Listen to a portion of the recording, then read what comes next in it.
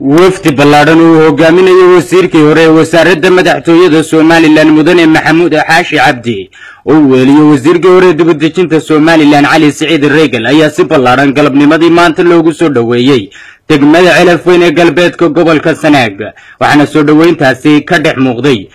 xildhibaano siyaasiyiin madax dhaqameed iyo bulsho badan oo tiro badan waftiga waxa laga hortagay meel jihada galbeed Celaf Weyn ka xigta 10 kilomitir salaan iyo gacan qaad kadib waxa ugu horeyn baalkaasi kelmado soo dhaweyn ka yiri maayirka degmada Celaf Weyn Cabdiraxiin Aw Yuusuf Axmed xildhibaan Ibraahim Caraale Cabdi Sultan Saciid Yuusuf Xaaji Ducaale Chief Aqillo odayaal iyo waxgarad tiro badan dhalinyaro iyo haween waxayna dhamaantoodba ka marqaati kaceen waxqabadka xukuumadii hore iyagoo wafdigana ku soo dhaweeyay deegaankooda Celaf Weyn iyo deegaanada galbeedka Sanaag galabta waxaan ku soo dhaweynay degmada Celaf Weyn wasiiradii xukuumadii hore madaxweyne Siinayo wasiirkii madaxtooyada iyo wasiirkii dibadejinta waayeel iyo siyaasiyiin ruga cadaaya insha Allah ta'ala aan rajeynayna wax badan ka qaban doonaan xaalada ka jira degmada Celaf Weyn aad iyo aad baan idinku soo dhaweynaa galabta sharafno ah inaan ku soo dhaweyno degmada Celaf Weyn wasiirkii hore wasaaradda madaxtooyada Maxamuud Xaashi Cabdi iyo wasiirkii hore ee wasaaradda dibadejinta Cali Saciid Reegal iyagoo hordhac u ah wafdiga madaxweynaha ee nagu soo aadan insha Allah ta'ala una diyaara inay hawlaha qabyada ah ee nabadeynta ee ka taagan degmada Celaf Weyn ay gacan weyn ka geystaan harina uga shaqeyn jireen iminka ka shaqeynayaan taladooda tusaalooda loo baahan yahay aad iyo aad baan ugu soo dhaweynaynaa degmada waxaan ku soo dhawaada dhulkiinii iyo dalkiinii iyo dadkii ashaqada madaxda u haydeen berina insha Allah ta'ala madaxda noqon doontaan waxaan leeyahay wasiiro ku soo dhawaada Celaf Weyn ku soo dhawaada dadkiinii ku soo dhawaada dalkiinii ku soo dhawaada magaaladiinii qiimo weyn bay ku leeyihiin nabadgelyada ay ka qayb qaateen guud ahaan dalka waxaan bay ka yihiin waxtarkii aad garanaysaan iyo dhismihii dalka ka dhacay iyo horumarkii dalka ka dhacay bay ku suntanaayeen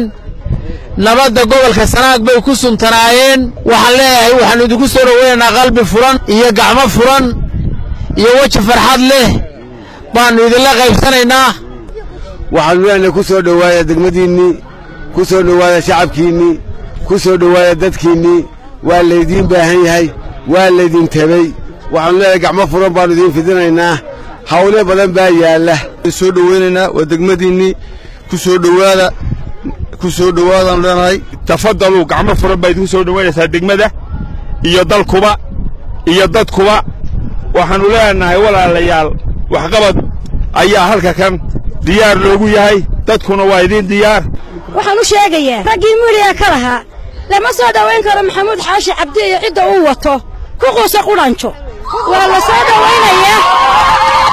waa degmadiisi uu dhashay cidi kama laha insha Allah bilmillaahi kariim wuxuu noqon doonaa madaxweynihii mustaqbalka ilaahay idamkiisa Injineer Cali Saciid Reegal wasiirkii hore ee wasaaradda dibadejinta Soomaaliland waxa uu ka mahad celiyay soo dhaweynta loo sameeyay soo dhaweyntan qiimaha badan ee aad noo sameyseen waadna ku mahadsantihiin annagu waxaan u soconnaa inaanu ka qayb qaadano duruufaha adag ee yaalla degmadan Celaf Weyn oo muddo badan la soo jiitanayay dadka deegaanka ku nool iyo waayeelkiisa aqoonyahankiisa xildhibaanadiisa iyo waxgaradkiisuna in badan ay ku hawlanaayeen inaynu maanta insha Allah biidnaallahi kariim aynu iska soo afjarro gabadhiina wasiirkii hore ee wasaaradda madaxtooyada Soomaaliland Maxamuud Xaashi Cabdi waxa uu sheegay in safarkan uu ku yimid degmada Celaf Weyn uu daaran yahay sidii loo sii xoojin lahaa hawlaha nabadeyn ee laga wado degmada Celaf Weyn waxaana uu wasiirku ka mahad celiyay soo dhaweynta loogu sameeyay degmada Celaf Weyn galbeedkeeda iyo gudaheedaba waxaana uu sheegay barnaamijkii nabadii gobosha halkan la dhigay ee ummadda ballaaran isugu timi waxaa ka dambeeyay laba dhacdo oo dhaawac ku ahaa yuhuuntii iyo yididiiradii bulshadu nabadda ka qabtay sidaa darteed waxaan lagama maarmaana shacab iyo dowlad iyo xukuumad iyo waxgarad iyo wakiil in gacmaha la isqabsado nabadda laga wada shaqeeyo xukuumaddii madaxweyne siilaanyo iyo xukuumadda madaxweyne muuse biixi dadaal iyo juhdi weyn bay nabaddan geliyeen daacadna way ka ahaayeen ilaahay baa qadaray inay qabyo tirma weydo dhammayn weydo ay soo afgoy weydo maal maskax iyo muruq badan baa lagu bixiyey nabadaynta meelaha walaalaha ee Ceelaf Weyn anigii cali waxaanu ka mid ahayn xukuumaddii madaxweyne siilaanyo marar badan baanu annagoo nabadoona halkan nimi waddankan walaalaha wanaagooda daacadna kaa qorifagaaray ku warsheekoontabaalay dadkaa shaydaanka iyo ibliiska iyo in aqoon xumi fitnadaa dhex dhigeen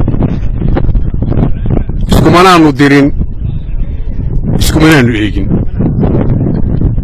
waxba kalamaanu hadhin waxna kamaanu hakran laakiin ilaahay baa subxaana wa tacaala qadaray in waxaasi soo afgo'i waayo dadka waa dad gob ah oo dhaqan soo jireyna leh